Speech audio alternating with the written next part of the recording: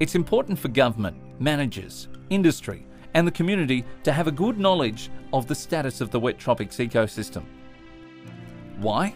Because with knowledge comes the understanding needed by industries to use the resource sustainably, and by policymakers and governments to manage these priceless ecosystems. The Marine and Tropical Sciences Research Facility is working with experts from leading Australian institutions to develop the first integrated monitoring program across the wet tropics.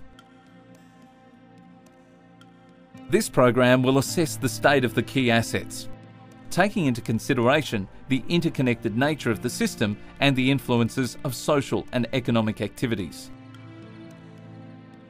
The program will also focus on lowland rainforests that are experiencing increased pressures from urbanisation and coastal development.